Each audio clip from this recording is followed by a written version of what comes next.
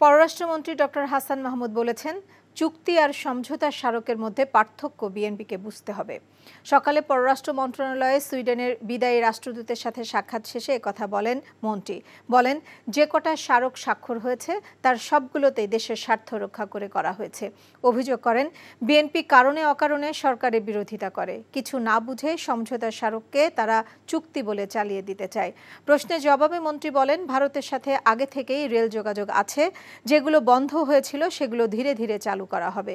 জানান, শুধু ভারত নয়, নেপাল, ভুটান সহ আঞ্চলিক রেল যোগাযোগ বাড়াতে কাজ করছে সরকার। বিএনপি তো সরকার বিরোধিতায় কারণে অকারণে সরকারের বিরোধিতাই করতে হবে। আর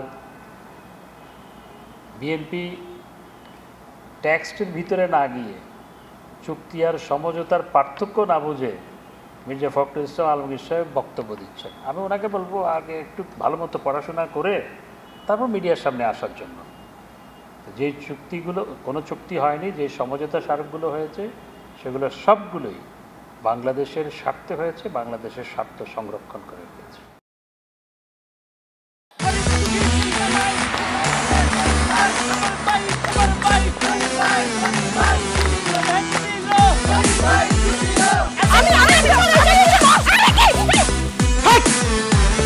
কি ধরনের আকাম করছে জানো? সারা বিয়ে করলো দুখান, কিন্তু ফেসবুকে রিপোর্ট করেছে একখান। মেজাজটা আমার তো হট হয়ে রয়েছে অনেক আগ থেকে। আমি আমার জান পাখি, সোনা পাখি, টিয়ে পাখি, কি করতেছো? ফেসবুকে একটা পোস্টে অ্যাংরি রিঅ্যাকশন দিচ্ছে। Don't touch my body. বড় বউয়ের প্রতি অনেক কি বেশি না মায়া মহব্বত। যাও তারে গিয়ে দেখাও, আমার কাছে আইছো কেলা? প্রথমে আমার ঘরে না এসে আমার চোখের সামনে দিয়ে গট গট করে ছোট বউয়ের রুমের মধ্যে চলে যাও কোন সাহসে? আমি ভাবছিলাম তুমি বড় বউ বড় বইনের মতো থাকবা, কিন্তু তুমি বাইরে হচ্ছ আস্তে একটা ডাইনি বুড়ি। আমি সাক্ষাৎ যাই না, তুমি শোনার না পাখি। চুপ করো।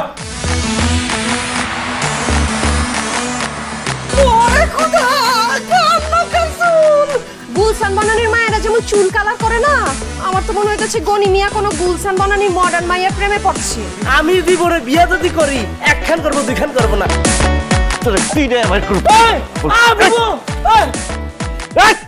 কি করছো? আরে বাইরে করতে বাইরো, যা কইছি শুনো, গড়তে বাইরো। তুমি কি করতেছো? তুমি কোথায় যাচ্ছ স্বামী আমার? হ্যাঁ, তুমি ছাড়া মোর কোনো গতি নাই, তোমার ঘরে একটুখানি দাও ঠাই। দেখাই দিচ্ছে ছোট বউ তার আসল রূপ, নাগিনী সাপিনী। শুনছি ভালোবাসা টিকে থাকে বিশ্বাসের উপর। আমার উপর তোমাদের সেই বিশ্বাস ছিল, আজকে দেখতেছি আমার উপর আর কোনো বিশ্বাস নাই। যেহেতু বিশ্বাস নাই, তোমাদের সাথে থাকার কোনো ইচ্ছা আমার নাই।